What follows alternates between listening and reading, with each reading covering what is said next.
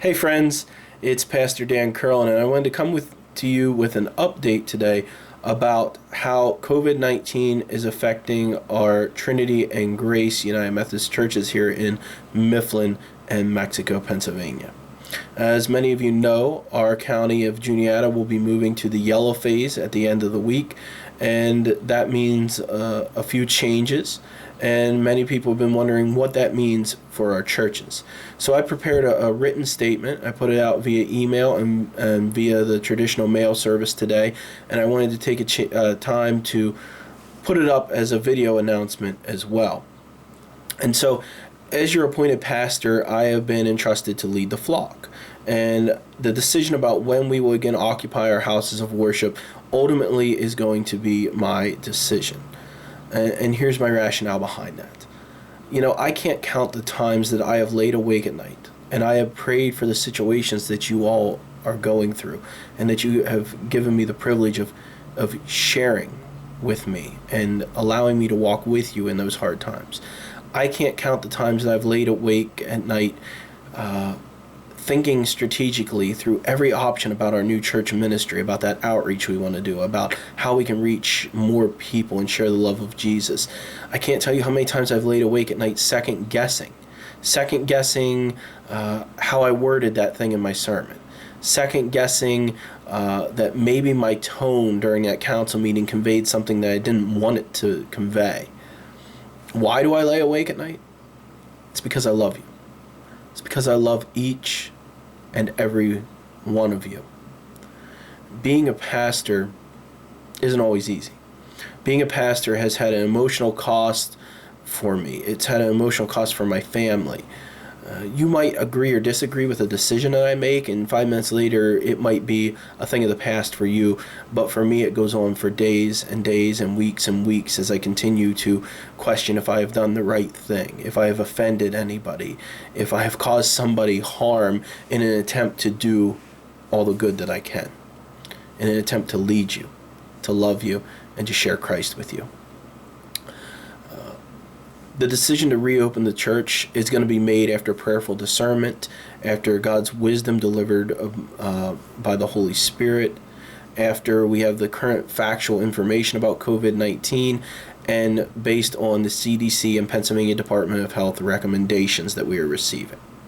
My conscience will not allow me to make a rash or emotionally driven decision to immediately return to worship just because we've entered into the yellow phase. Now, I've listened to the people of our congregation, and there are many people who think the church should have never closed. There are people who think the church should have closed, but we should be open by now. There are people who think the church should remain closed throughout 2020, perhaps.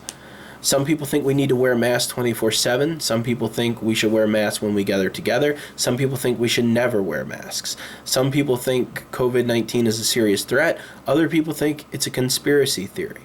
If we reopen church, some people are going to feel compelled to be in church even though they know they shouldn't because they have underlying health issues. If we don't open the church and we remain closed, some people are going to continue to be removed from the only social interaction they have, and that's going to be damaging to them. On top of that, there are other theological debates that are raging that many people don't even understand are raging. The idea that faith alone will keep us safe from harm, or that Christians who take safety precautions have no faith. Those are examples of bad theology. There's no other way to put it. I'm sorry if that offends you. That is bad or underdeveloped theology. Do we even still believe in free will? These current debates, they echo back to some of the debates that John Wesley had in the 1700s with his contemporary theologians. And I've been drawn to reread some of John's sermons because of that. And in particular, if you're interested in seeing what Wesley had to say back then, maybe read Sermon 58, which is on predestination, or Sermon 128, which is entitled Free Grace. Those sermons have influenced us as Wesleyans. They've influenced us in the way we understand people, the way we understand culture, the way we understand our salvation. And that all ties in, I think, with our free will. So I wonder Have we forgotten our roots? Have we lost sight of this Wesleyan theology? And it's for all of those reasons and for more reasons that I'm announcing that online-only worship will continue throughout the yellow phase or until such a time as the church and myself set guidelines and determine that it is safe to reopen the church. We're going to be forming a reopening team, and that reopening team will help me to set the guidelines and decide when it is safe to return to in-person worship. Myself and the church lay leaders have already been working with the district superintendent to make the most informed decision that is possible. And I would ask that you would please pray for myself, the lay leader of your church, and anybody who chooses to be on this reopening team. Now, friends, while that team works during yellow phase, we will remain closed for in-person worship gatherings, and we will continue our online worship on YouTube and our daily devotions on YouTube. Remaining closed for in-person worship doesn't mean that we can't be the church, though. We can be more vital now than we have ever been before.